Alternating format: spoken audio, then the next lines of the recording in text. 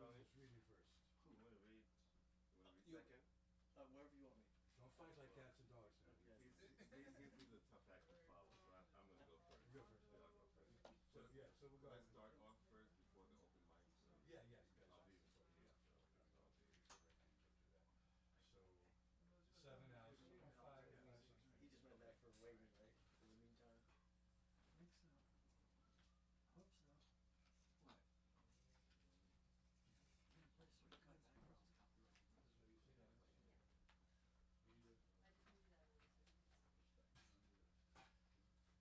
demonic engineering. So we waiting on anything in particular, just keep. I don't think it's gonna be a big deal. On anything. No, but I think it's just a general. Just for general Music music. too. Baggage.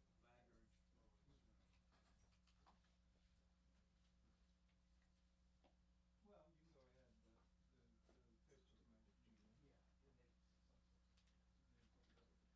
But it probably won't get muted on YouTube, it won't be muted on our recording, so, and the people here will hear it, so. Okay, cool. And they probably won't, but they do, Double check. you know, when they hear, they got pretty good computers going there. My bills are all due and he needs shoes. You're busted. Busted.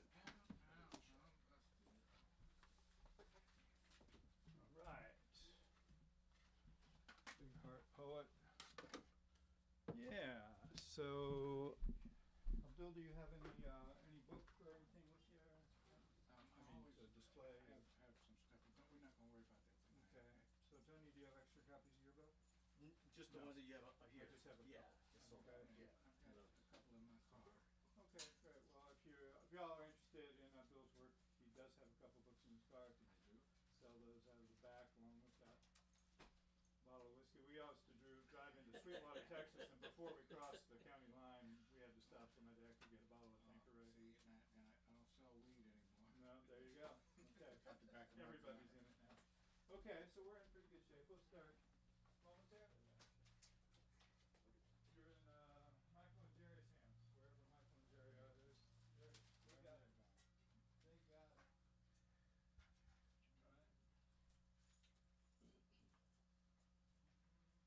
That was weird about the number. I think I scared it. So we had a wonderful event last night. Abacha came and presented her book, which is in a second edition and much expanded over the first edition. We have copies at the front. You should definitely check out the recording from last night if you haven't. It was live streamed as well as in person. And yeah, it was beautiful. It was all surround on steel pan and talking drum.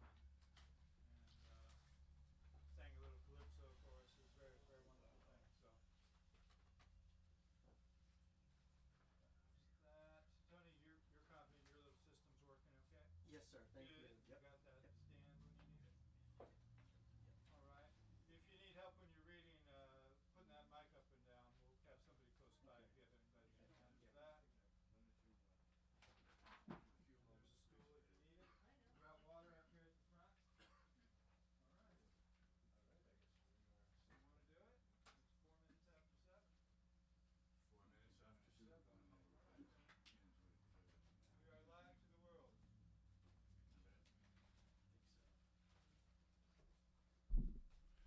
Okay, well, welcome everyone to Bird and Beckett Bookstore. We're delighted to have Greg Pond and Tony Aldarondo reading tonight with us. They're great favorites, as you can tell.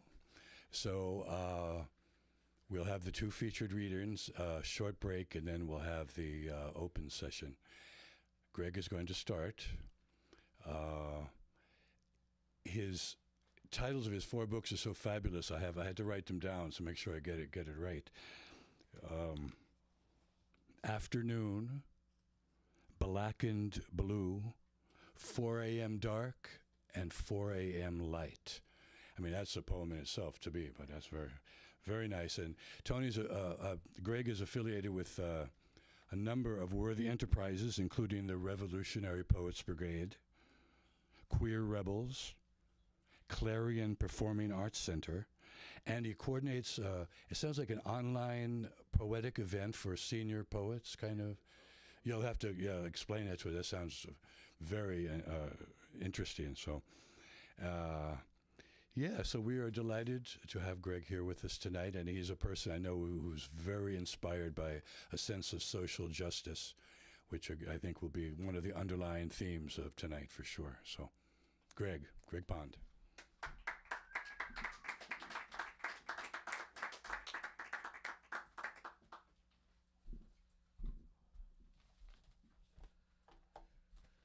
Good evening, everybody. Thanks for being here.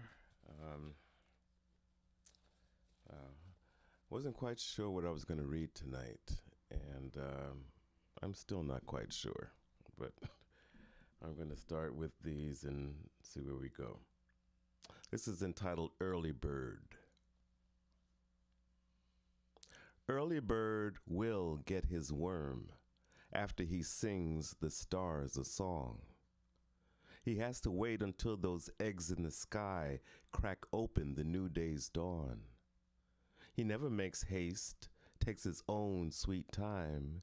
He twitters and tweets in the shadows of the night.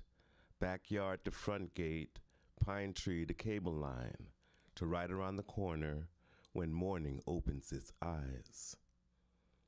Early bird, however, doesn't seem to realize that the shades of the sky at dusk sometimes mimic those of sunrise. So when he thinks he's coming early, he's actually half a day behind. Because twilight can sometimes disguise itself as the horizon's first peak of gray, when the morning sun wakes too soon before it chases last night's moon away. Early bird, sitting up in that tree, your next shift starts in an hour. Better get you some sleep before the crow soars high once the rooster opens his beak. You'd better be ready to take flight. Early bird, are you ready to patrol the sky? Or are you just gonna stay home and tweet?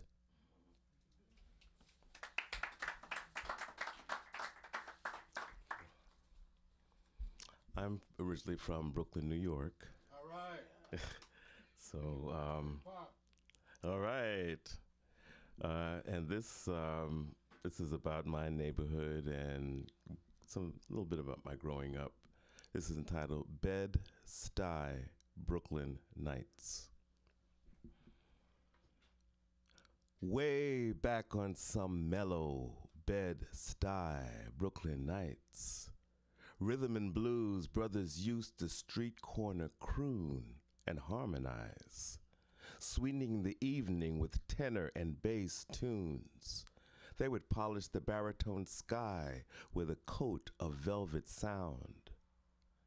I'd push the curtains aside to see them standing 4 or 5, heads bowed, under a dim street light, voices low but somehow loud enough to drown out competition from the rumble of Oldsmobile mufflers, transistor radios, and antenna TVs, the faded shouts of hustlers and the rustle of summer trees. From the other side of my curious bedroom window, it seemed, they were performing just for me. A soul concert of white t-shirts and dungarees singing real good for free. Under a fading yellow light, an aspiring group of doo-wop fellas practice harmony and ghetto a cappella. Some of the sounds and flavors I remember from those Bed-Stuy Brooklyn nights.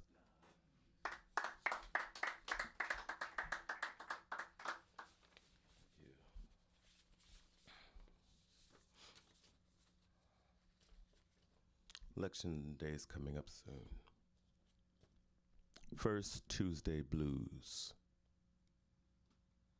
On the first Tuesday of any November, in the not too glorious past, guard dogs and hoses protected polling places from ballots about to be cast.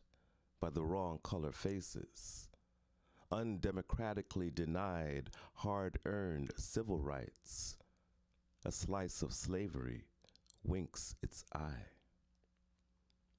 Now, the first Tuesdays of every November are divided red and blue, and white usually ends up right no matter who we choose, with minorities left to succumb to whatever majority rules. Watchdogs that used to chase and bite are now watchdogs trained to protect our rights. While Uncle Sam holds the leash, a bald-headed eagle winks its eye.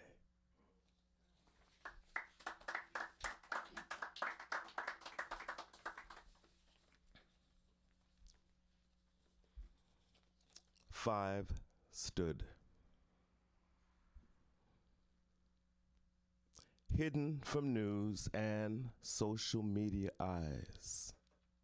Five stood under sweatshirt hoods, cold and homeless, around a dying trash can fire that offered little warmth in the growing dark when a crisp breeze felt like a raging storm. Gray shadows, back alley castaways, who from a distance looked like 5 sticks ripped from a smoldering matchbook pyre. 5 stood under sweatshirt hoods, cold and homeless, around a dying trash can fire. Not lucky enough to have a nest or a tent in which to stay. No cameras, no statements, no press. Another desperate night with only the fading light to illuminate the faces of 5 hard-knock lives. 5 stood under sweatshirt hoods, cold and homeless, around a dying trash can fire. There were no blogs or journalists to record or document their day-to-day of uneasy rest. Human lives lost between the cracks, slipping into oblivion, then set back. They surrendered to a fate where poverty is a 1,000-pound weight they must carry at all times. 5 stood under sweatshirt hoods, cold and homeless around a dying trash can fire.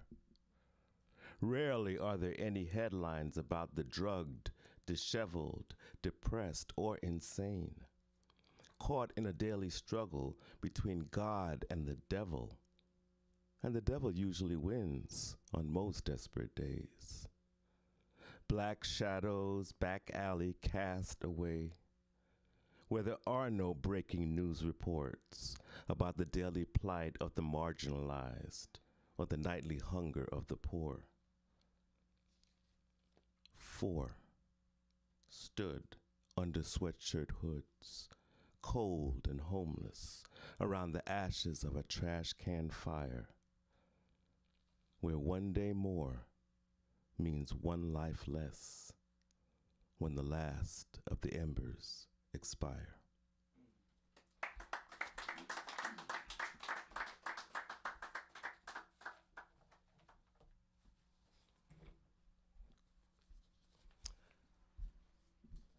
Something a little lighter.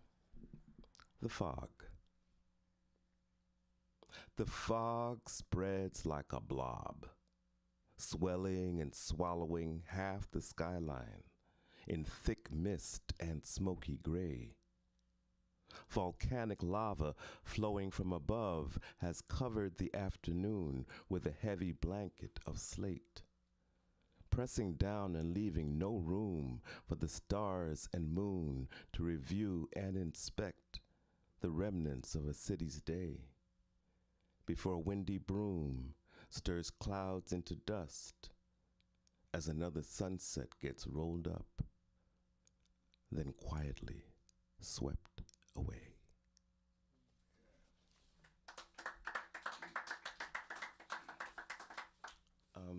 How am I doing for time?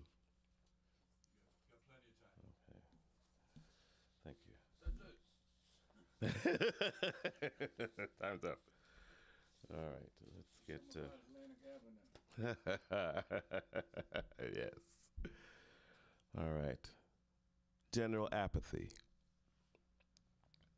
Comrades, it's time to unite, to fight a common enemy, marching under the command of an advancing general apathy, who is more than happy to lead us towards inaction, relegate us to reacting instead of being proactive or tracking a better course. So much easier to resign from life when we're already so tired and only desire to be safe and secure.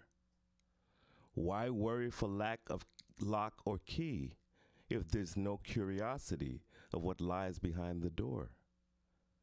But how can we achieve any unity, fight the power, or feed the poor when we don't even seem to care that we don't care anymore?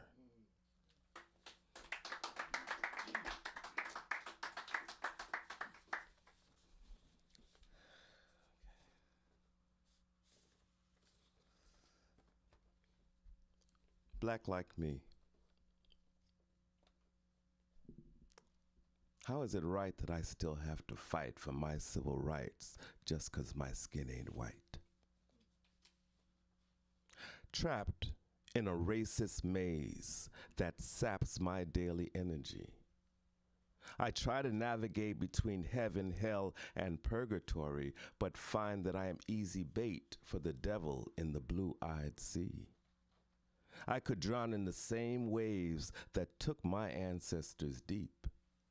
I weep at night hearing their cries in nightmares that unrest my sleep, realizing those lucky to stay alive until they got to the West Atlantic side had none of their possessions except for the skin of their lives.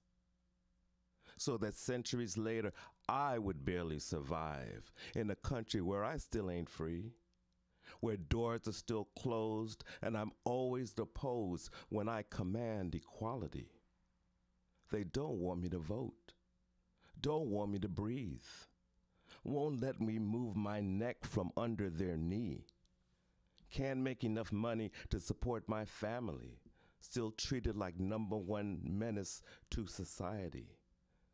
Though, in the face of all that's been done to impede, I continue to try, strive, and believe, to work hard each day in search of Martin's dream. But I live each year with the fear of my own vulnerability, that they don't one day shoot to kill while I'm living black like me.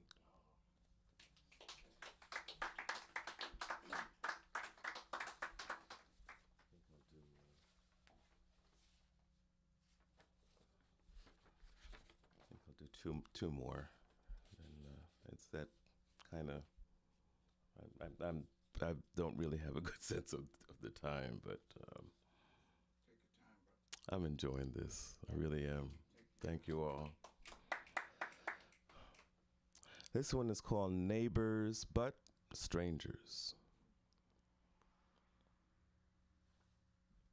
Through his neighbor's hood, whenever he walks the streets, he consciously tries his best to hide his homosexuality, assuming those who don't ask won't guess, don't know if he won't disclose who he's dating in public or hiding up his sleeve. He moves in a satin shadow, a magician disappearing in a powder puff of steam, remaining unnamed, unknown, and mostly seldom seen. He's Mr. Down Low. He's Mr. So-and-so. He's Mr. Gay Discreet. He always knows it's time to go before accusations fly. He projects no gender preference, like he could be straight or bi. I guess you could call him a neighbor because we walk down parallel lines, and each time I pass him by, My gaydar senses our brethren bond as his path crisscrosses mine. We are neighbors, but strangers who walk on the run, who navigate through a space where gay isn't safe to be or say, where a stab of homophobia can kill as fast as a loaded gun.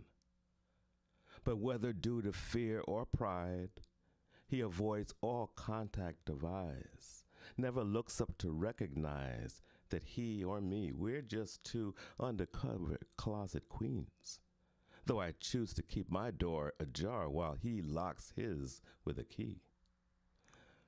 Why is it so easy to pass each other blindly?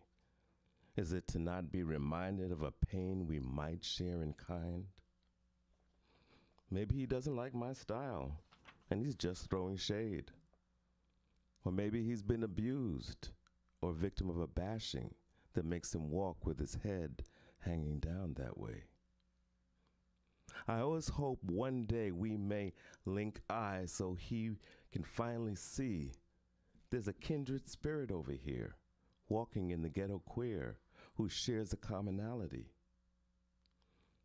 But he only looks down to count the cracks on pavement street, while the silence of no acknowledgement freezes the air between two neighbor strangers, he and I, who treat each other like I and he. I look up, and though I should, I never speak. He looks down, makes no sound, avoids all eye contact with me.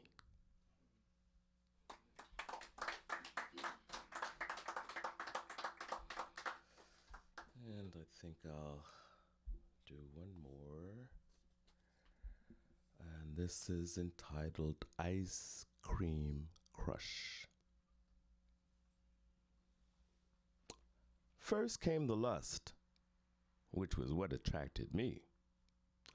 But then this latest crush got too cozy for my ease. With clothes left overnight, 3 days a week, then month to month, and finally mixed with mine so conveniently at laundry time. My new blue sweater now stretched to your size, folded with half my socks, odd paired in balls and chucked in an overstuffed cedar box that I never said you could use. Did you ask if you could move from a hook on the back of the bath door to a squeeze in the bottom chest drawer, next to your 5 pairs of shoes on the floor, and I don't know whose shirts or whose anymore? You play all day video games, but rarely ever win. I gain excess baggage whenever my wardrobe thins. All the while you stay tied, fresh, neat, dressed, and just sharp as a pin. Unemployed but happy with glee. My refrigerator is now empty enough to fit even me. No frozen foods, only bare canned shelves. The sex isn't even as good as it once felt. What I thought was solid love is just a cone of Haagen-Dazs. Lick it quickly before it melts. Thank you. Good night.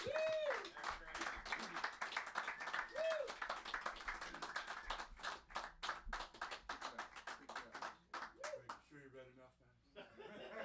Very nice, man. Thank you so much. That was very, very nice. It occurred to me as Greg was reading that between him and Tony, man, we got some nice mellifluous voices, man. Very great pleasure to hear. So, and next is Tony is going to read, who is probably a veteran DJ or budding DJ. I suspect you've been on the air more than once, right? No. No? No, Okay. in college, yes. In college. Yes. Yeah. Oh, okay.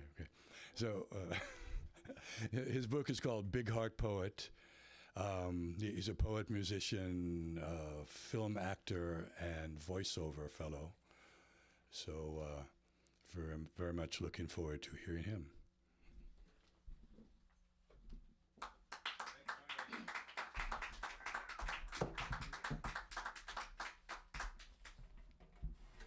Thank you very much. Let me just get settled a second.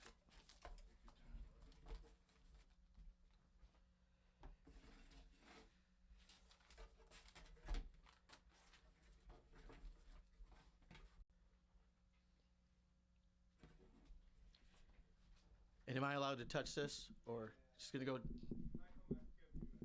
Just gonna go. It, yeah. Am I don't know. Yeah. Just a little lower. Yeah. That's perfect. Yeah. Thank you.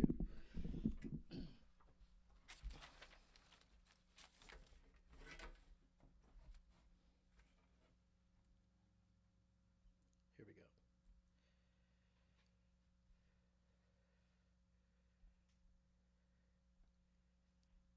Sometimes you don't know what you're going to do till you get up here, but here we go.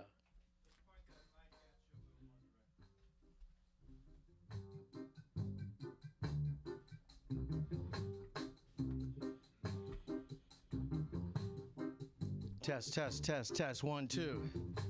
If I could sail a pirate ship, I know where I'd go. To Bird and Beckett bookstore in San Francisco. If I could sail a pirate ship, I know where I'd go.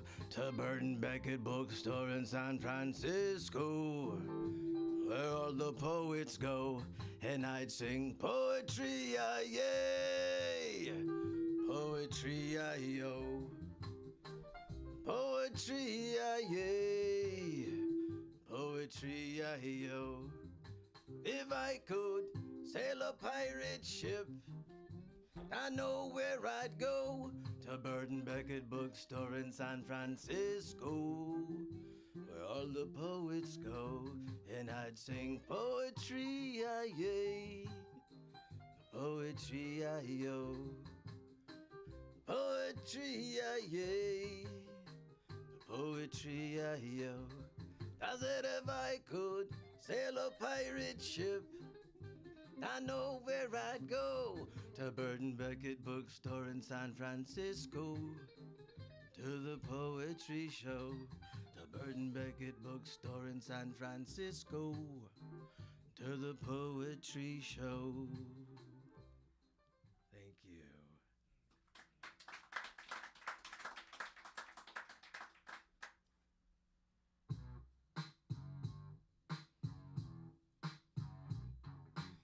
I speak in simple language. Local poets are my heroes. The art exhibition of the dead in my head of Picasso's, Frida Kahlo's, and Miro's. I've got the spirits of dead poets in my head. When I close my eyes, I see them. Like last night, they sold out an open mic at the Oakland Coliseum.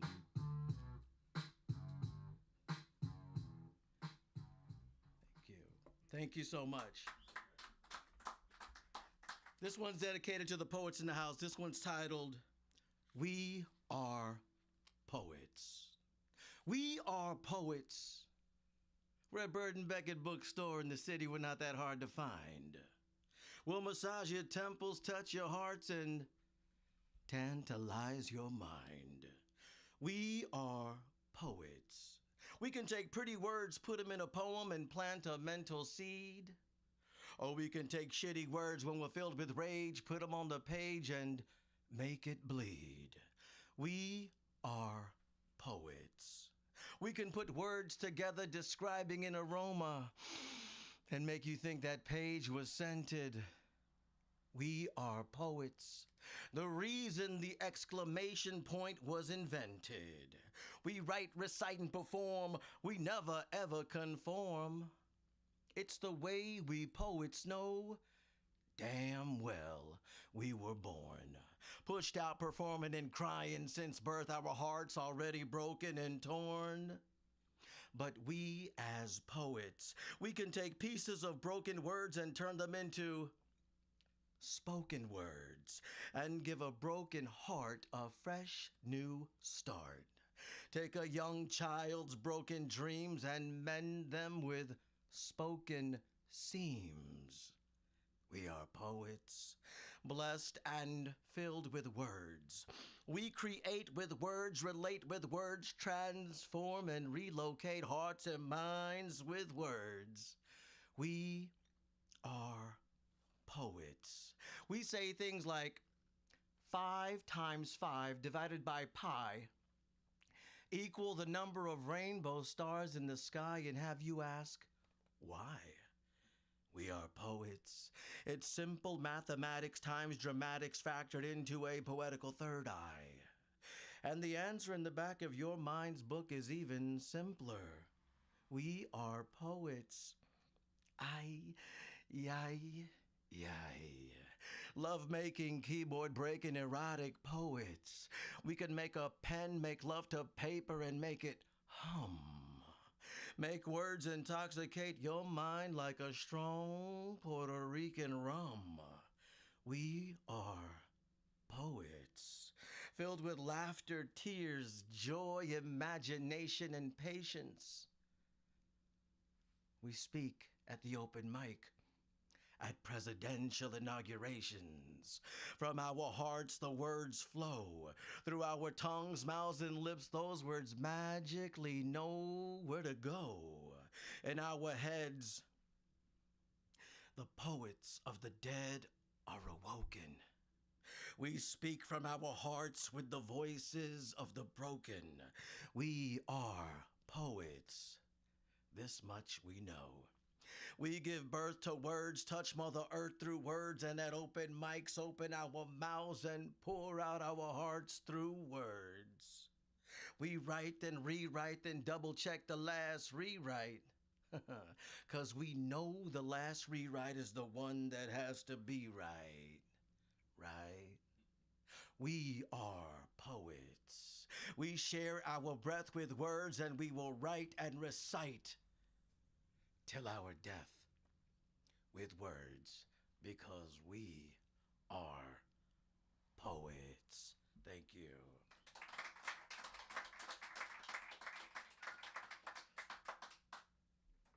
All right, here we go. This one I'm gonna do is titled Latinos. I just gave up on the music real quick, so we're just gonna go straight from what comes up on the page. Latinos!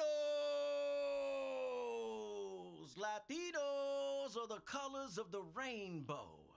I said the rainbow, yo! Latinos are blanquito, negrito, triguenguito, and afro. Afrolistic, realistic, simplistic, always mystic, always real, really real, sometimes too real. Always told we love to steal. So some Latinos become violent. So violent we grow violent, and almost everyone we know is violent. Others become angered. So angry and angered, some have become endangered.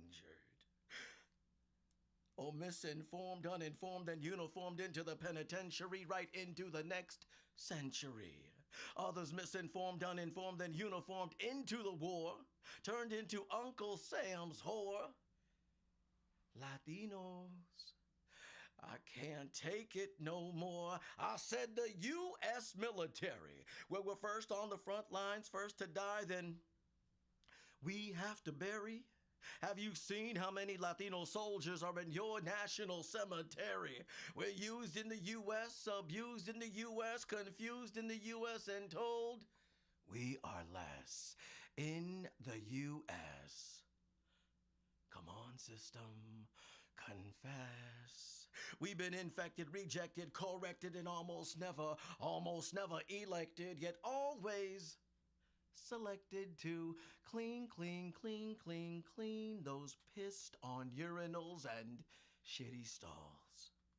We are the Latina nannies that wipe the shit out of the president's grandchildren's drawers, then kiss his ass to cut his grass for a visa pass. Latinos. Latinos are runaway slaves, immigrant slaves, modern day slaves with eyes open wide and no place to hide. Latinos risk their lives to reach the U.S. and can't come inside. Latinos are young men and women who serve this country with pride. We're here, there, and everywhere. Tall, short, bald, and even Indio looking with long hair. We rock the baggy pants, love music and dance, and we're born to romance. Latinos can become what we dream. Latinos can become what we dream if given a chance. Nosotros somos músico and a whole lot more. Like Emmy, Grammy, Oscar, and Tony Award winner Rita Moreno, El Gran Combo, Willie Colon, and Mr. Hector Lavoe. Latinos. Latinos are stars. Sports stars, movie stars, and superstars like Celia Cruz. Latinos influence people around el mundo, like Orquesta de la Luz. Latinos are united farm workers, teachers, preachers, activists, poets, Borinquen, Puerto Rican, New Yorican poets like Willie Perdomo, Pedro Pietri, Avacha, Piri Tomás, Miguel Alguerín y Miguel Piñero. Y nacimos fuerte hasta la muerte, como los macheteros. Somos doctores y profesores de colores y ingenieros. Gente como Clemente de los mejores peloteros. Somos jíbaros de la montaña y nacimos todos salseros. Ay, mis laborinquen, como yo te quiero. Te llama Puerto Rico, pero no hay mucho dinero. Te amo, te amo, te amo y me encanta. Y en el nombre de Dios y poesía, los latinos se levanta. Thank you.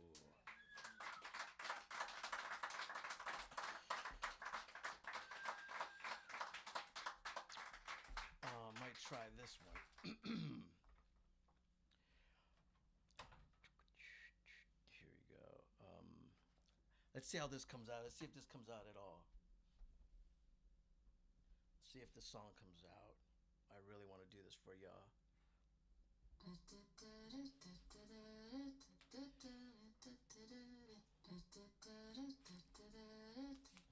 Test, test, 1, 2. Can y'all hear me? Okay. This is called For the Love of Frida Kahlo. Know a lot of us love Frida Kahlo. Here we go. You made it to the top, Frida Kahlo. I say your name non-stop, Frida Kahlo. I love the way you paint, Frida Kahlo. To the world you a saint, Frida Kahlo. You make me want to paint, Frida Kahlo. I thought I could, but I can't, Frida Kahlo. You got that thing, Frida Kahlo. You make me want to sing, Frida Kahlo. Volver, volver, Frida Kahlo. No sé qué hacer, Frida Kahlo. It's your name that I yell, Frida Kahlo. And to a wishing well, Frida Kahlo. In my heart you ring a bell, Frida Kahlo. I love you, can't you tell, Frida Kahlo? If I could, I'd love you right, Frida Kahlo. You're my starry night, Frida Kahlo. For you I'd live right, Frida Kahlo. Chivalrous like a knight, Frida Kahlo. I am what I am, Frida Kahlo. Half hummingbird, half man, Frida Kahlo. Si se puede, yes I can, Frida Kahlo. But goddamn, you the man, Frida Kahlo. You're the best of the best, Frida Kahlo. Make us forget the rest, Frida Kahlo. I love the way you do your hair, Frida Kahlo. You make me wanna stare, Frida Kahlo. Just like a woman or a man, Frida Kahlo. You know I don't give a damn, Frida Kahlo. I put your pictures everywhere, Frida Kahlo. Even in a plane in the air, Frida Kahlo. You're the best of the best, Frida Kahlo. You're tattooed on my chest, Frida Kahlo. You too, mic check, Frida Kahlo. Your name's around my neck, Frida Kahlo. The world owes you a check, Frida Kahlo. And then another check, Frida Kahlo. And then another check, Frida Kahlo. And then another check, Frida Kahlo. You make me wanna sing, Frida Kahlo. Cause you're my everything, Frida Kahlo. Your name will live on, Frida Kahlo. Old school to the new school, Frida Kahlo. You're an icon, Frida Kahlo. In death you live on, Frida Kahlo. On and on and on, Frida Kahlo.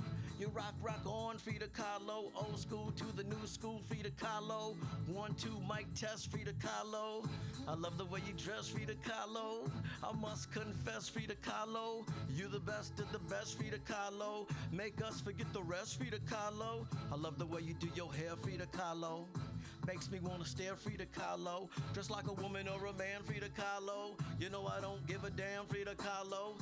I am what I am, Frida Kahlo. Half hummingbird, half man, Frida Kahlo. Your name will never cease, Frida Kahlo. May you rest in peace, Frida Kahlo. Thank you.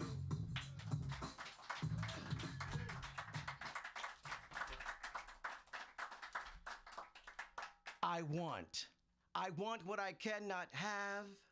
I want what I cannot see. I want the world and eternity. I want to run wild and be free. Don't want no one bothering me. I want a ticket on a JetBlue plane. I want to listen to breakup music without feeling pain. I want every man, woman, and child suffering from a mental health illness to please stop being called insane. I want to know how homelessness could exist in a rich-ass city like this, where most people live every day like it's a second Christmas. I want. I want back my old neighborhood. I want back my youth. I want to be angry. That's the truth. I want some justice. I want no lies. I want no funerals. I want no cries. I want all men to experience the blind. I want them to see that beauty's in the mind. I want back the memory the police beat out of me August the 13th of 1993. I want back those memories. I want back that knowledge. Hell, they beat me so bad I had to drop out of college. I want to know who, what, where, why, and when the good life begins and the hood life ends. I want to know. Thank you. One more. Okay. Do I have time for one more? How am I doing on time? Okay, I think this might. Let's see if this song comes out.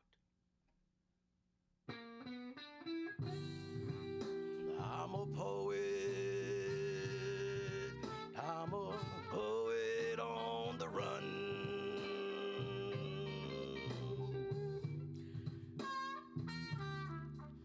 I said I'm a poet. I'm a poet on the run.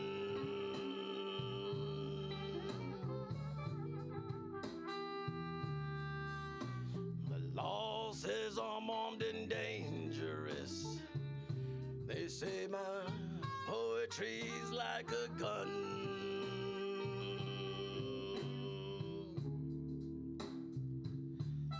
Lend me your heart, your time, your tears,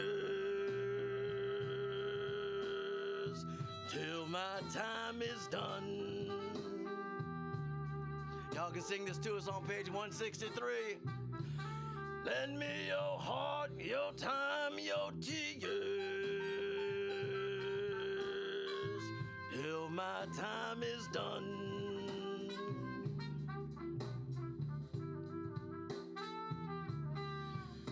Cause I'm just a lonely poet, a lonely poet on the run.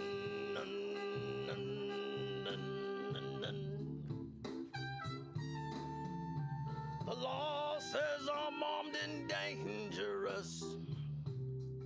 They say my poetry's like a gun.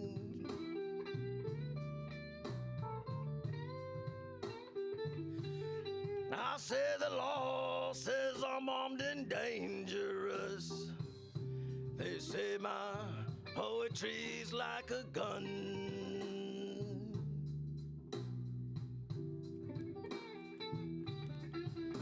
But I'm just a lonely poet, a lonely poet on the run.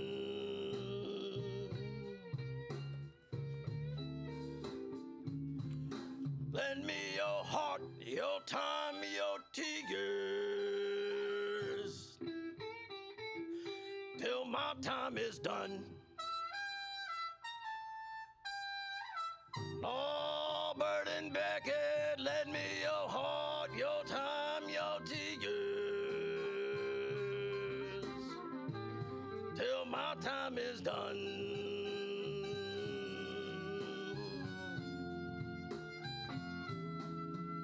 'Cause I'm just a lonely poet, a lonely poet on the run. Nun, nun, nun, nun, nun, nun, nun, nun.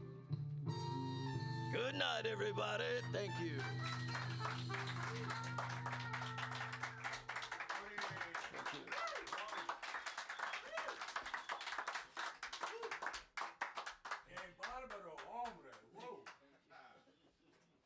Wow, beautiful, beautiful, beautiful. Quite the pair to get things started, so to speak. We're going to have like a nice solid 5-minute break for everyone to obsess about what they're going to read or do to follow those two acts. And then we'll get back and go through the list. So everybody hang in there. The fun has just begun. You probably need to raise that mic. The what? Raise the mic. Oh, and raise the mic. Well, you know, that's, Trying to grow. yeah.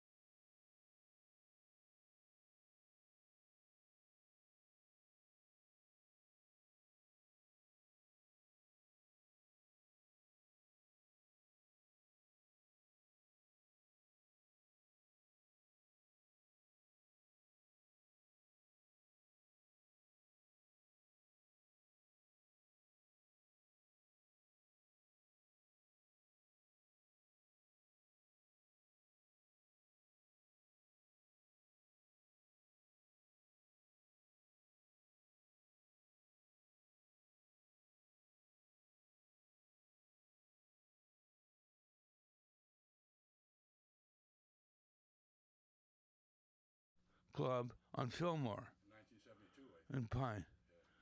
And I met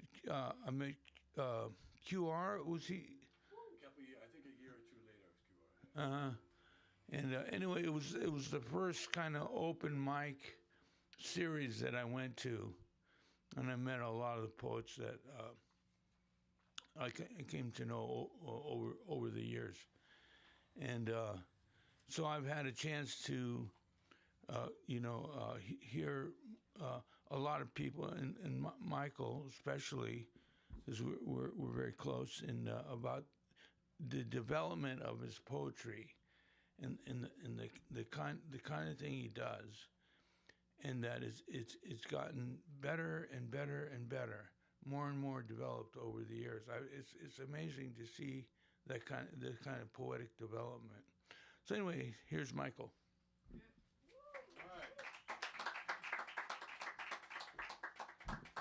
Jerry, you're too generous, and I'm going to read a couple of things from way back before I started. Didn't Primo Carnero weigh 260 pounds? I think he wore between 260 and 270. Yeah, he was a giant. Oh man. At least 6'11" now. I don't know. He was tall. He was like. He was a really big guy. Yeah, no. It's funny. I saw a picture once of Joe Louis and Max Schmeling before the weigh-in before one of their fights.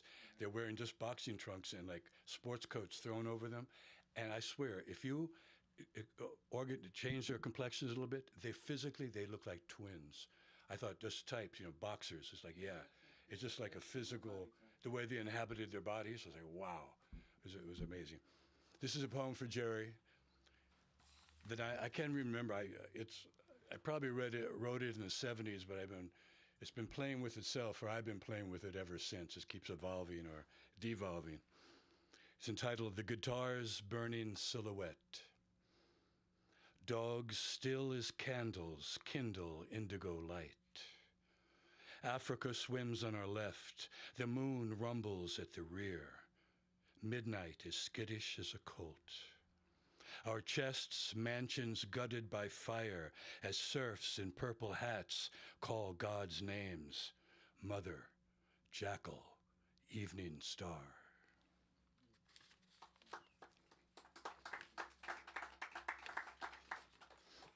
This is another one going way back. It was written October 31st, 1978, when the Nicaraguan Revolution was really coming to fruition.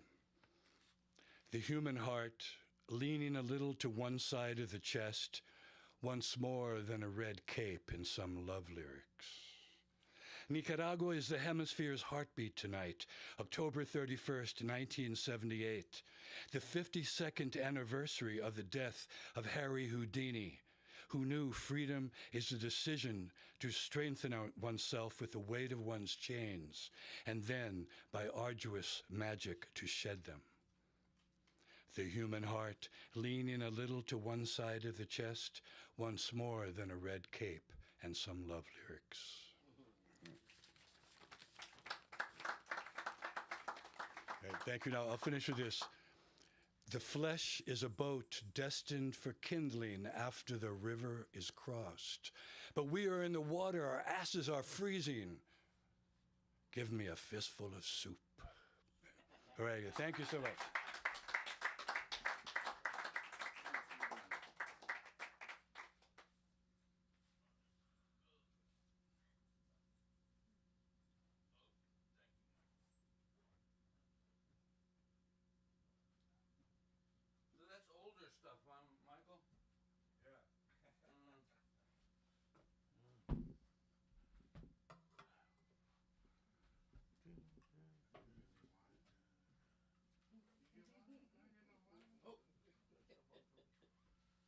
Okay, so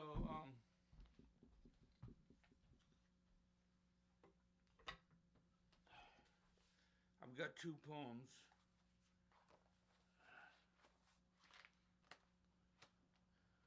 And the first one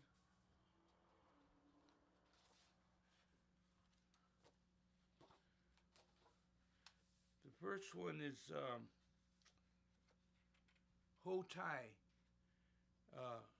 It was the Jolly Buddha. He's kind of a Chinese Santa Claus. You know, you see, there are other versions of him where he's all these little babies sprouting from his arms and stuff. But anyway, so this is a typical Hotai. I don't know, maybe you've seen them in Chinatown and stuff. Okay, so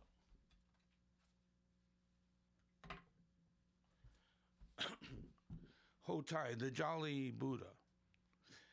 Enlightenment, true laughter, comes from within.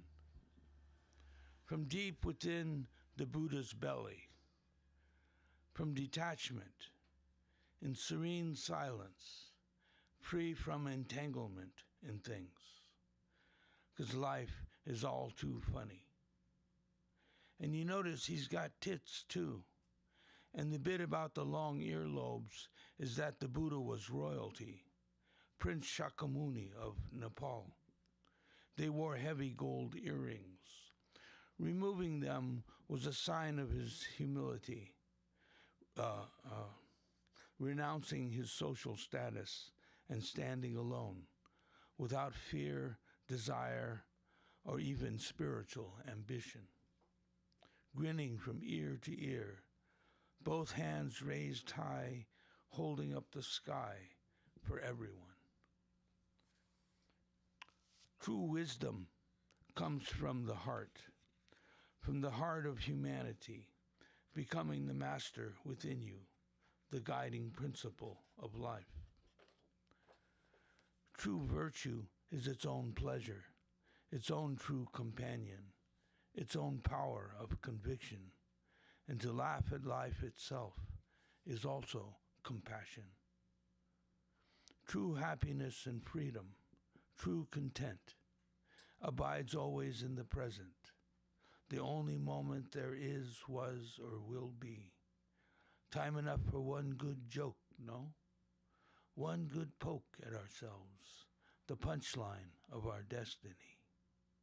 So rub my tummy for good luck, and never lose your sense of humor, that faculty divine. For laughter is a celebration of life, the language of the chuckling brook, though it remains a mystery, even if we don't know why. It just comes bursting forth out of nowhere.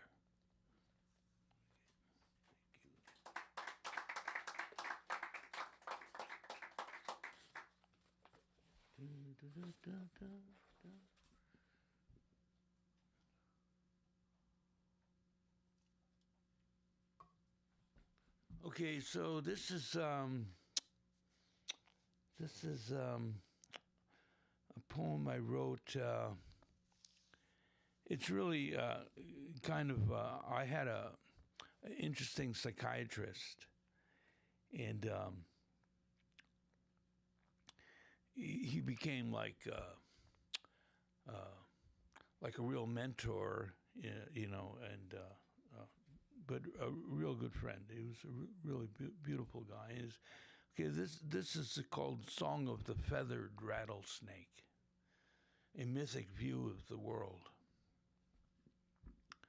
The Mayans and Aztecs were rattlesnake cultures, as well as sun worshippers, lining the stairways of their sacrificial temples with their shapes in stone, as guardians of their way of life and protectors of the ruling priestly class. Their story was that Quetzalcoatl, the feathered rattlesnake, was betrayed by his lover, so he burned himself alive, vowing to return to avenge himself upon his enemies. Myth of the eternal return, sloughing his dead skin and growing another rattle. I went with my psychiatrist and best friend and mentor into the Mojave Desert, where he showed me how to pick up rattlesnakes. You gotta pin their head down with a stick and get them right on the jawbones, otherwise they can bite you. But is the fear of snakes really natural? By chance, we found a baby one, whom he warned has especially strong venom, and has not yet learned any control. Later, we paid a visit to the Zen monastery in the Big Sur Mountains, where we showed the snake to the head monk, letting it out of a laundry bag onto a table, recommending that we should avoid any inappropriate behavior. In the morning, the master of the temple invited us to tea and asked him about ecology, my friend being a visionary natural historian. He told him the word ecology comes from the Greek word oikos, or echo, meaning house or home. And at that time, the green movement was just beginning. Our understanding of man's place in nature and man's fateful footprint upon the earth, and how we even influence evolution with our way of life and our relationship to other species and the natural environment. But what would happen if you introduced another rattlesnake into the local population?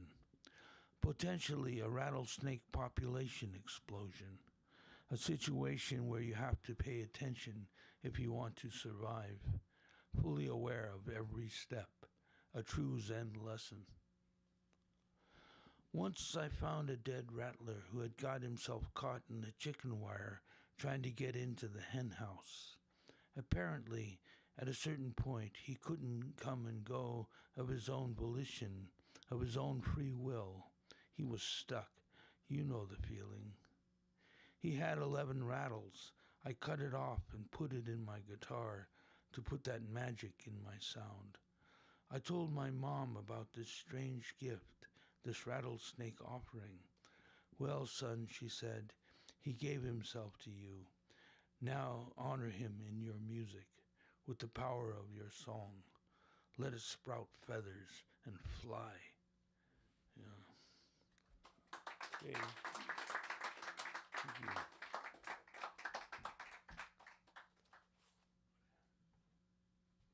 Okay. And I will read off the open list here.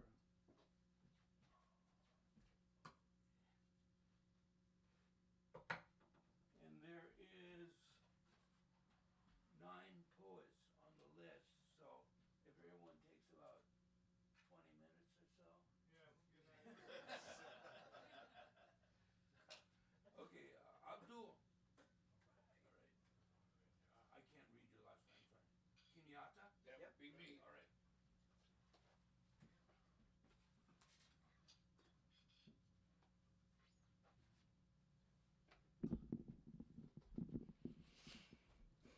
My name is Abdul Kenyatta. I come from Harlem. Lived in Brooklyn for a short while off Atlantic Avenue, but I'm really from 118th and Lenox, just so as you know, bro. All right, and so I do a show called Strictly Harlem, which is a solo show that I do. And on Monday night, if you want to come by the Marsh Theater at 1062 Valencia Street, both Tony and I will be performing. All right. So, at 7 p.m., y'all, 1062 Valencia. All right. So I would like to do something that sort of reflects a little bit about my background in Harlem. I remember the day that I started to play in the game of life called Power. I see in my mind the place and the time. I even remember the hour. It was Saturday night and the moon was bright in the game. They were stalking their prey. In the neon light, the code was crime, and the weak, they was doomed to pay. And you can forget that quote that the Christians wrote about honesty and fair play. You can't live on the streets without knowing how to cheat, because the game just don't play that way. So I'm sitting with my partners digging the sounds. I heard my first name called, so I turned around. She had eyes like diamonds. They was big, bright, and bold, and her smooth, soft skin was the color of gold. I'm in the ghetto. You know, so meaning no disrespect, but a true Harlem player got a reputation to protect. So I smoothed my way across the crowd, got up close on her, looked into her eyes, and deep, dark, liquid pools of loveliness engulfed and enveloped me, took me into a trance. I took her by the hand because I wanted to dance. And just as we stepped on the dance floor, the DJ played, "Bet you by golly, wow, you're the one that I've been waiting for forever." And I was like, yeah, cool. So I got up on the floor with her and we dancing, and I'm just feeling her fingers touching me, mesmerizing me. I'm loving the way she's touching my body, feeling it all over me. And I don't know why, but for some reason, I started thinking about Father Murnian. And Father Murnian was the priest from the Teenage Federation Catholic Youth Organization. And whenever we had a dance, he would walk through the dance and he would say, "Make room for the Holy Ghost. Make room for the Holy Ghost." And if he saw us that night, the Holy Ghost didn't have a chance. So, I got on the floor, and I'm talking to her. I probably told her something like, "I believe deep spiritual needs drew us together. We blend like the fragrance of flowers blossoming in the gardens of the motherland, and like wind swept from the sea, my spirit has sought you out." And then I was like, "So why don't we go to your place?" And the reason we had to go to her place is because actually at that time I was living with my father in a one-room apartment, and we had a king-size bed that we shared together, so neither one of us ever brought anybody home. But anyhow, she took me to her crib, and we got in, and it was kind of like, "Turn out the lights, light a candle." So I'm all up on her, and I'm like, if I'm dreaming, just let me sleep. Don't wake me up till this dream is complete. So, I'm touching her and feeling her, and we got this thing going on, and the next thing you know, we making love. We made love. We made love, love, love, love, love, love, love. And when we got through making love, dirty linen, sweaty sheets, we made love some more. So, I put dips in her hips. I put some cut in her strut. I put some pride in her stride. You know what I'm saying? I was feeling good about myself. So I left, and the next day I knew I was going to have to meet up with my partners, So I was feeling real good about that because I'm bad and I know it, So my partners are waiting on the corner for me, and I go up and I say, "Yo, what's happening?" And, man, they said some really, really, really mean stuff about this lady. They said some things that I wouldn't even repeat to you guys. And I knew that I had a date with her later on that afternoon. So I went to the date, and I came up to about where she was, and I said to her, "My friends, bump, bump, bump, bump, bump, bump, feel it's their appointed duty. Bump, bump, bump, bump, da, da, da. They keep trying to tell me, baby, bump, bump, bump, bump, bump, bump. All you want to do is use me. Bump, bump, bump, bump, bump, bump.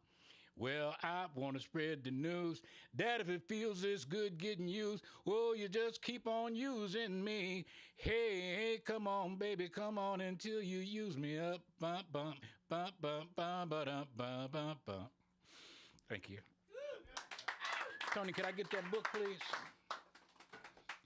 Thank you. So,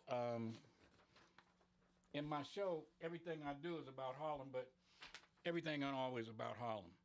And sometimes, you just have to get religious about it, and you have to recognize that there are powers above you. So I wrote this letter. "Dear Heavenly Mother, I'm trying to imagine going to a better place. I mean, thy will be done, but I was hoping to be able to submit several suggestions. I don't want no dance of victory, funeral procession, head shaking, no funeral for me. Because anything anybody wanted to do for me, they should have done it for me while I was alive, or it just don't count. I don't need nobody crying for me.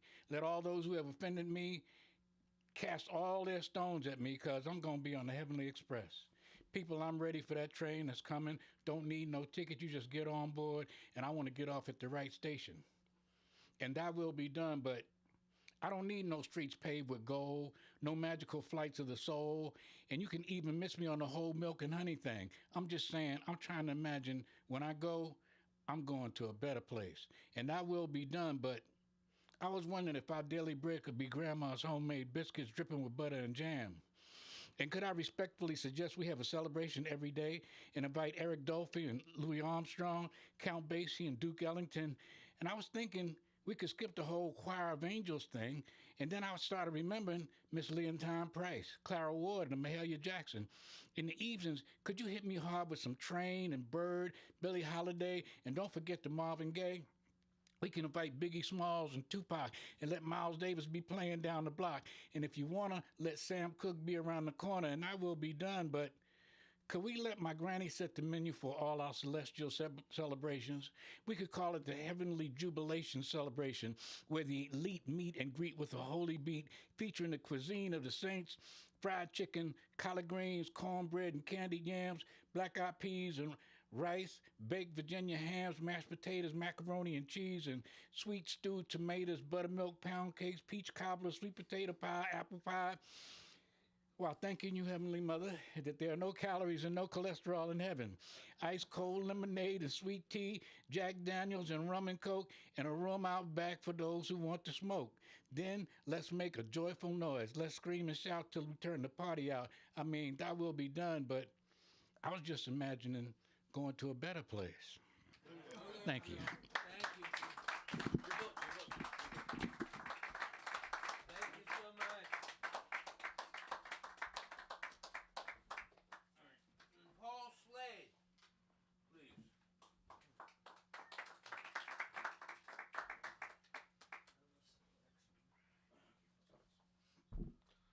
Yeah, I went to Catholic school here in San Francisco, and I knew it wasn't for me. When I went to confession, I had a plea bargain. So, yes, that conspirator too well. So I was going to do a draconian poem, but I said I want to do something light. I'm going to do some haikus.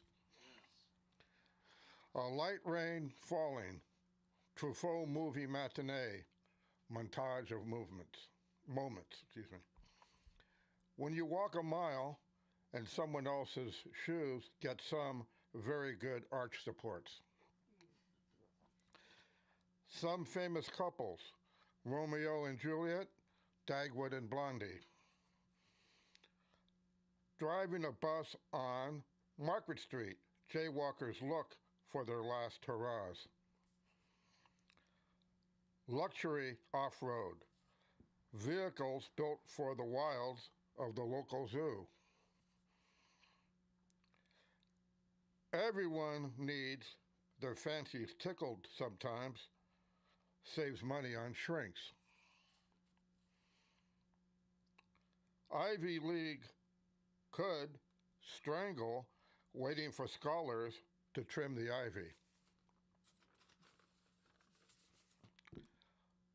Did Fats Domino influence the stage name choice of Chubby Checker? What's that? Did Fats Domino influence the stage name choice of Chubby Checker? Paranoid about acupuncture, possible victim of voodoo. Zen trip ascending, slippery stones on the trail, each one a prayer.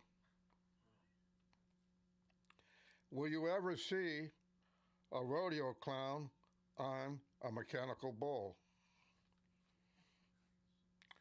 Do you want to dance? First, move your head, feet, legs, arms, your mind will follow. Fillmore, Avalon, ballrooms, light shows colored prisms of your brain. And the last one, haiku poetry, the syllable discipline, Japanese Twitter. Thank you.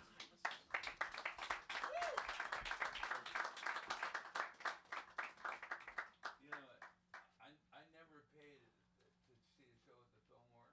I would just get there early and just walk in, you know. Oh, they were very young. But don't let Bill Graham catch you, though. Used to do that to the Giants games too. It can't, when they came to Steel Stadium. I was at Steel Stadium. We just walk in early. They were glad to see you there. Okay, so we have Robert. Rubino.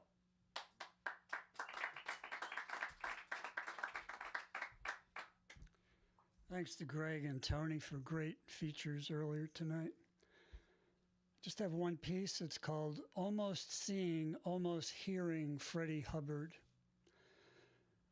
In the summer of '93, as the only white man in a Cleveland club, after having been shown discreetly, or maybe it was conspicuously, to a table behind a pole that was seemingly as wide and opaque as the Cuyahoga River, I didn't quite see Freddie Hubbard.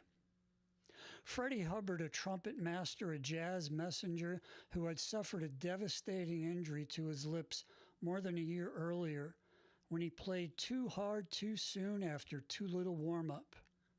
Freddie Hubbard, who for decades previously played as cool, as bracing as autumn midnight, as warm, as intimate as a summer romance, his instrument's voice as vast as the sounds between wake-up calls and lullabies. Like a suspension bridge, his trumpet spanning bebop, hard bop, post-bop, fusion, funk, and jazz rock. Up Jumped Spring, Sweet Sue, Skydive, Birdlike, Destiny's Children, Straight Life, Red Clay, Ride Like the Wind, and, of course, he was among the other giants on the soundtrack of Round Midnight. But now he struggled mightily, nobly, to recapture the magic that really isn't magic, but long-honed craft, dedicated art. I almost saw Freddie Hubbard, and almost but not quite heard the jazz master, the jazz messenger. Didn't want to believe that what I was hearing wasn't the Freddie Hubbard. Almost saw Freddie Hubbard, didn't almost hear the struggle, the heartbreak. No almost about that. Hearing was believing, although to these untrained ears he sounded at least okay, but couldn't help notice the frowns, the uneasiness throughout the club. Still, there was applause, warm if not wild, because applause meant appreciation. Applause meant encouragement. Applause meant knowledge. Applause meant memories. Applause meant respect. So, of course, there was applause. Although I didn't quite see Freddie Hubbard, and none of us that night quite heard him either, not the real deal Freddie Hubbard, but an artist as mere mortal. Thanks for listening.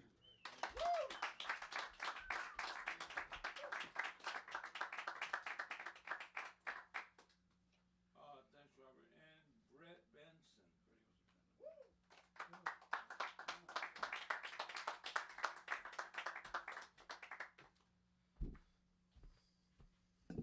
Hey, everyone. All right. There's lots of time. Okay, cool. Two pieces. Two pieces. The first one's called Seasonal Seeing. Snow falls as the seasons turn. I am here presently observing all the abundant lessons I sit waiting to learn. In a winter wonderland village, you find serene peace on the backs of steady winds and milky white flying geese. I hear you, snow. I feel you, snow. I sense your calming example of perpetual being. I give thanks now, running to the edge of the bough, that I would become a master of seasonal seeing. So show me the way, storms of silence and still air as old as times as the first age. And breathing still shall my weary heart wait, pines surviving the brutal northern cold as my perennial illustrious sage. For I have much to learn, as you, nature of the beginning waves, a movement spreading through all of eternity, have much yet to teach me. What lessons you have left. My waiting pen with sublime pleasure to transcribe what you have to show, to allow me to paint, tender to the eager page.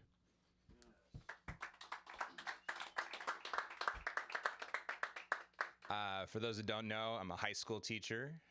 So this, after hearing students say a lot of things, I wrote this. This one's called The Voice Inside. They come and approach me and say certain things that the voice inside will mention. Benson, I can't read that. Benson, I don't feel like I'm good enough. Benson, kids like me don't go to college. Benson, I just don't have it today. Benson, where am I going to go when this is all done?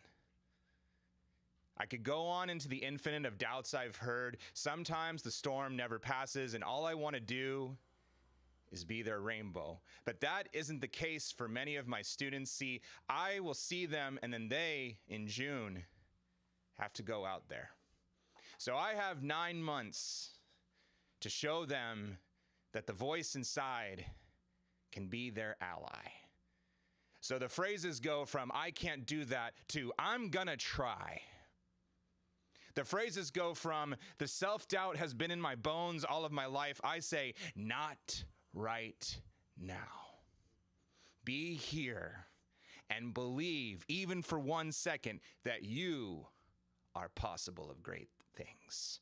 You are the one who is going to put that pen to the paper. You are the one that's going to apply the application. And if you fail, you are still a fucking badass. Why?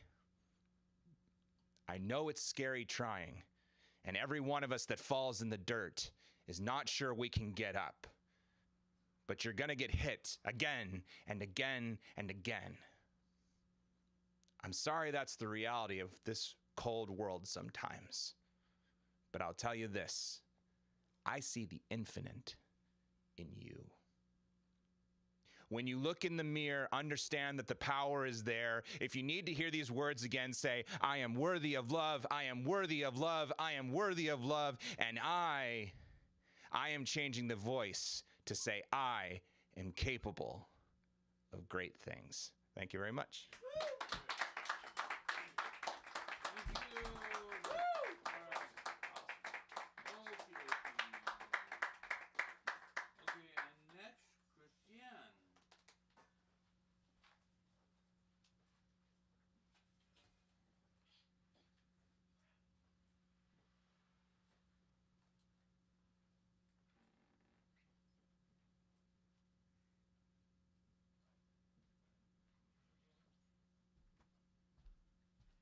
Three short poems spanning 20s, middle between current 80s.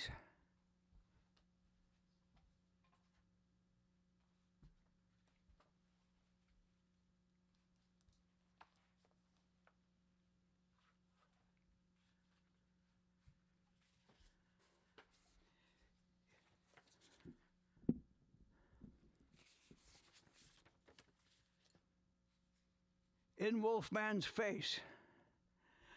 Marshall Royal's clarinet solo was leaping out of the speakers of the '79 Chevy Malibu, climbing from the Death Valley summer oven on Route 127 East.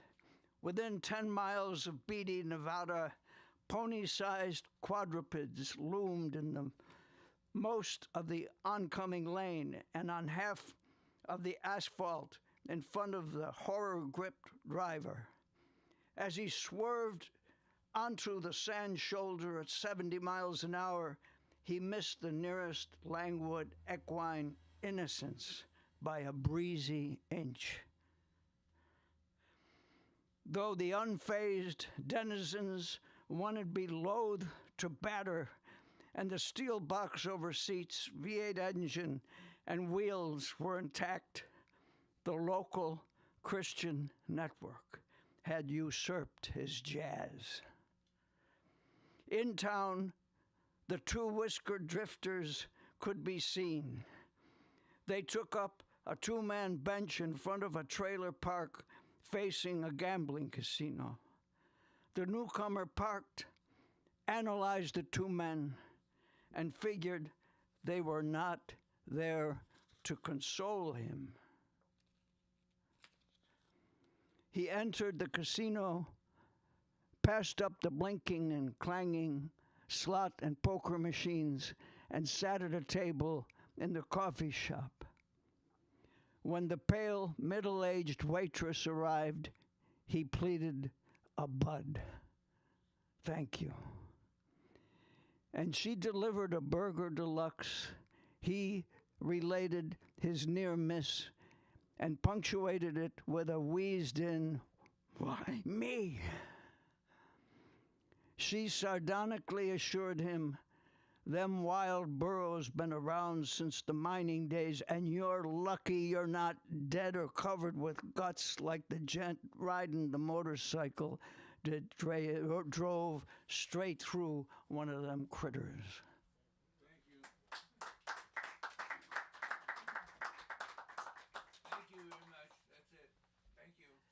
That's it. Claire.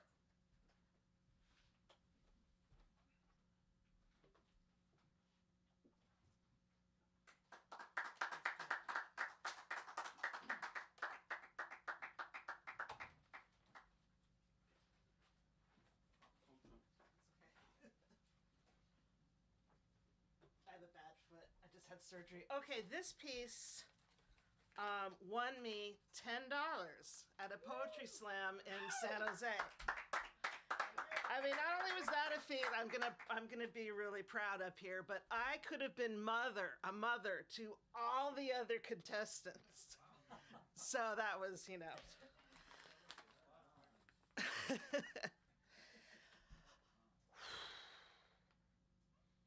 Don't fuck with my head, 'cause my head fucks with itself. In my head, there is a lightning bolt of joy that strikes metal. In my head, there is there's an ocean wave of bliss that crests on a sea of raw sewage. In my head, I ascend a craggy peak of rapture, then slip and plummet.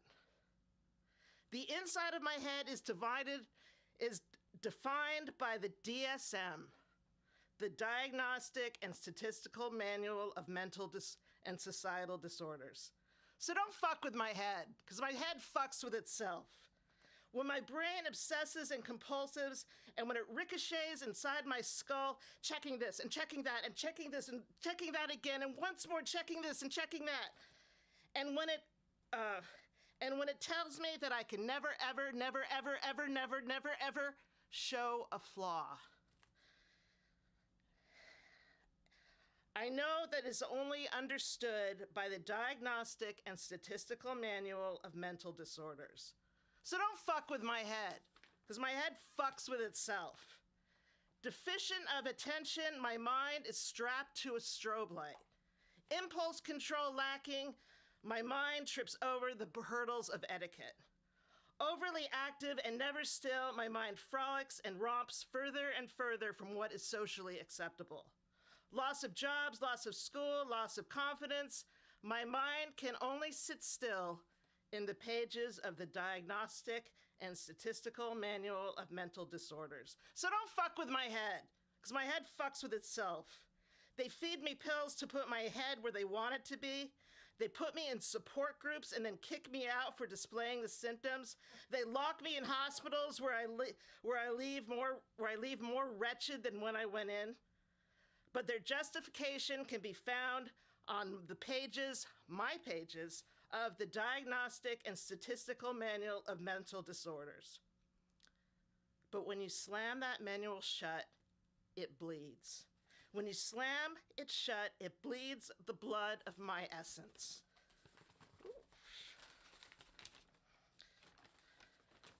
When you slam it shut, it bleeds not just drops of crimson, but of gold and violet and fuchsia and emerald, turquoise and navy. Brilliant, shimmering, rich, vibrant drops that no stable mind could ever see.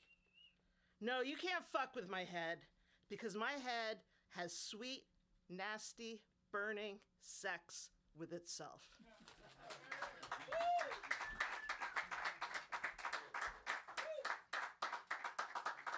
All right. Okay, Jeff Giordano.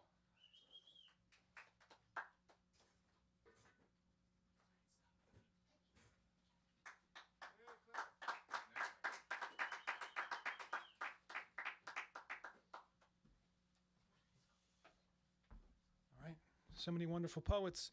I do want to say there's a Cecil Taylor. Anybody remember Cecil Taylor, the piano player? He's the best pianist of all time. There will be a film screening for a documentary about Cecil Taylor October 22nd. There's some flyers there. It's in Chinatown, San Francisco at the Clarion Performing Arts Center, 2 Waverly Place, 4 p.m. The director, Chris Felver, will be there. I'll be moderating a discussion with Chris Felver after the movie, so take a flyer and maybe I'll see you then. It's a pretty rare piece on Cecil Taylor. Is he still alive? He is not, but the music lives on. And on to the poetry. Shout out to my fellow educator who came up here and read a piece. Hopefully we got some other educators out there. This is something based on my own experiences working in special education, public schools as a teaching assistant, and it's called Equity for the Educators. Equity for the Educators. I got a message for you. We're going to figure this out. More pay for each day. Increased salary. We're going to party. Equity for the educators who stroll the school halls, rolling, floating through. Yes, this means you. We're going to give them more pay on the state and federal levels. Yes, to the educators. You too, school districts, share the wealth. It's good for your health. Equity for the educators. Patience with the children. Even the ones who spit and kick and push and shove. The patience of the educator without pay, without yearning. Equity for the educators of the streets, in the classroom, in the prisons. Equity for the educators inside of us all. Equity for the educators, the parents in us all. Equity as we look down, equity as we look above. And look in the eyes, the mask, half-mast, the trust, beyond the lockdown drills, beyond the shelter in places, beyond the fire drills. Equity for the educators, now, here, and forever. Equity for the educators, this moment and the next. Thank you.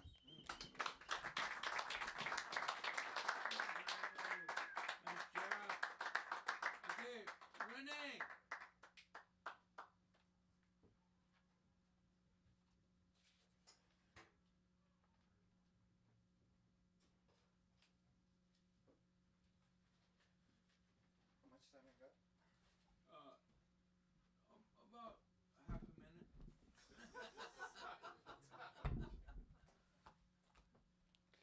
I got a series of haikus, so I'll try to run them down real quick. 45 seconds. Or a minute and a half or 3 minutes. Thunderstorm. I will break all illusions in every one of you to test your spirit.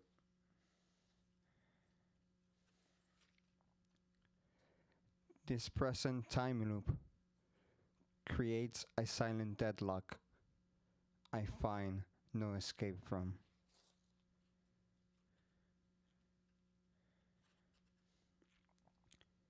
A mystical creature whose incomprehensive powers strike wonder even in error.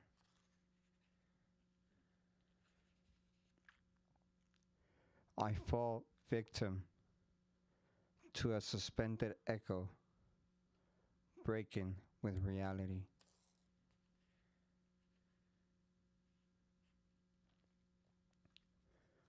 Un lamento que estruja la voz cuando no hay tiempo y la vida sigue sin esperar. Less than a fraction of a second, you appeared, only to hide away once again. Poison. That need to be right. That need to prove something. That ego.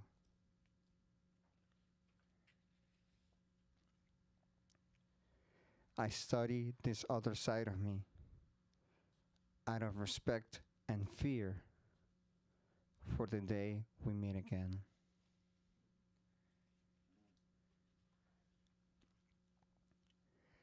Sin esta luz que me diste, la oscuridad que es parte de mí hubiese sido lo único a mi alcance.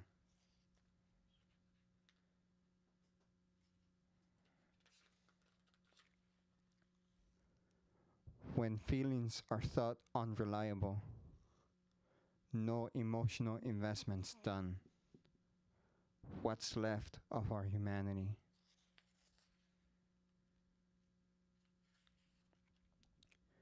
Messenger of awakening, your interference is swift, perceiving your departure, never your presence.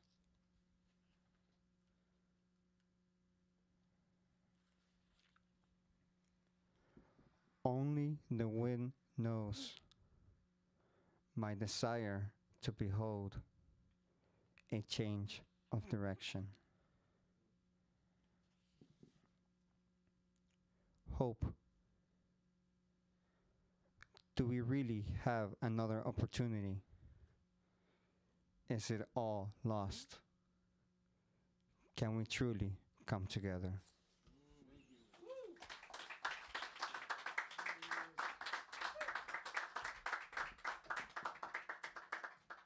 Thank you, Renee. And August Bleed.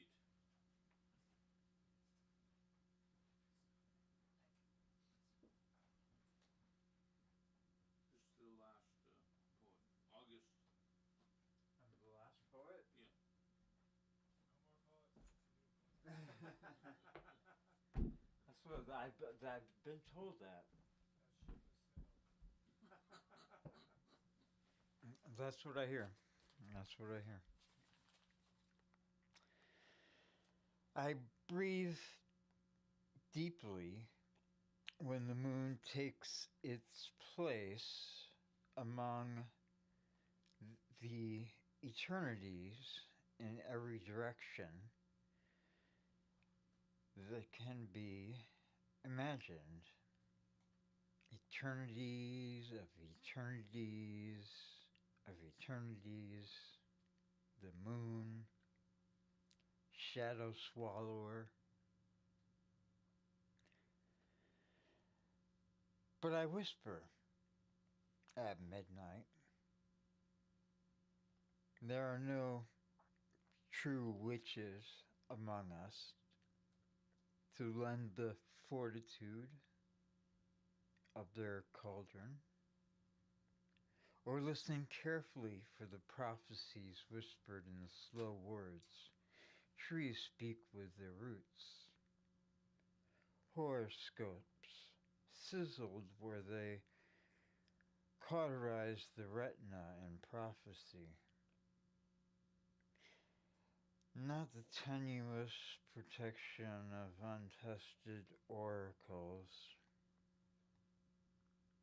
So I whisper, one whispers at midnight, not wishing to disturb, merely join the crickets in the psalm-giving grass, kept low by gravity,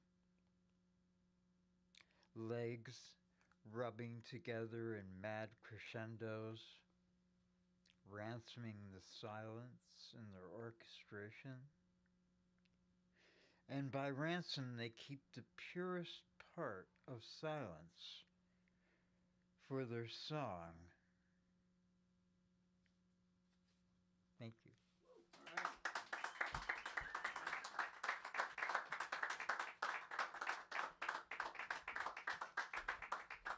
Okay, see you all next month.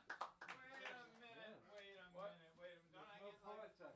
Don't I get 45 seconds? Yes. I thought so. So, there's a bucket that isn't visible yet because I forgot to get it out. There's little tiny checks for the featured poets. Thank you very much, Greg. And Greg and Tony. Thank you to all the open mic poets, Abdul, etc. Thank you to Jerry. You can applaud. Michael, back there. All right. So, rumor has it that tomorrow night Jean Feinberg is bringing a quintet in. She's a saxophone player. T. Moran from, remember Lydia Pence's Cold Blood? You don't have to remember. It's current. It's still doing it. You remember Cold Blood? Oh, yeah. Yeah. So anyway, the drummer's from there. The bass player is from Pride and Joy. Big band like that. So anyway, 5-piece band tomorrow night. That's Friday, right? I wrote the rest of this down. Saturday night. What's Saturday? Tammy Hall is coming. Anybody know Tammy Hall?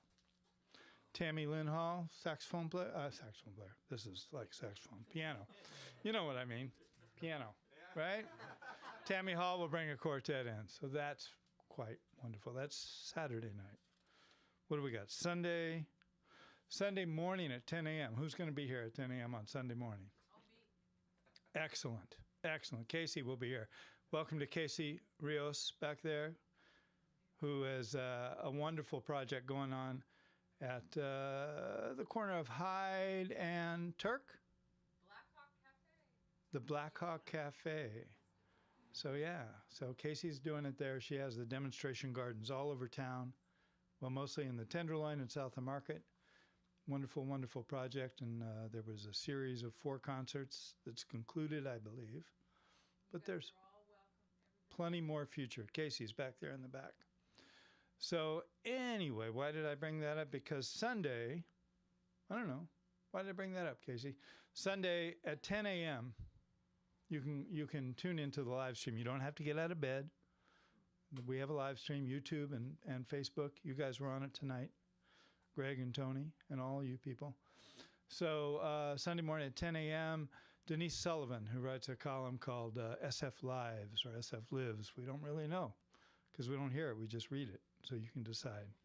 Anyway, she does a live stream out of here. So she has Erica. I wrote it down. I didn't write her name down. Erica somebody. Anyway, she's the director of projects at the African American Cultural District, right? So they do Denise does a conversation on stage here once a month, first Sunday of the month, second Sunday, maybe. Depends on the date, whatever Sunday is. Second Sunday, anybody want to guess? Yes. Second Sundays. Every second Sunday. Next month in November, she's got Jose Luis Aldarondo. And then in December, she's got somebody cool. So she does a live stream out of here, just 2 people in conversation, and you don't have to get out of bed. So that's Sunday. Sunday afternoon, 5 p.m., country music, Nashville Honeymoon. Beautiful, beautiful band. That's Saturday, I'm sorry. So I got a little mixed up. Sunday morning is the live stream. Sunday, that's a week later. Right, so Sunday in the evening, we got Nashville Honeymoon. A week later, we've got David James. David James is a guitarist. You might see him working at Amoeba Records, but you see him in a band. I think that SF Music Day is happening, so his band is called GPS. He's working a development project, so he's doing a session here to kind of keep working that out. It's a 6-piece band, and David James's father was the Reverend Jesse James. Nice name for a reverend. So it's a project about his dad, and that'll be here a week from Sunday. So that's going to be great. And then I run out of paper here. So thank you very, very much. Come around. Thank you for coming to the poetry thing. Get over there to see Clarion Music. Clarion Music is a wonderful place. Did we mention Greg Pond is at the on the board of Clarion? And Monday night. And Monday night. We'll be at 1062 Valencia Street. Oh, the Marsh. The Marsh. You two. Yes. Okay, Abdul and Tony. So check that out. Thank you all very much. Thanks again to Michael and to Jerry for keeping this thing going. All right.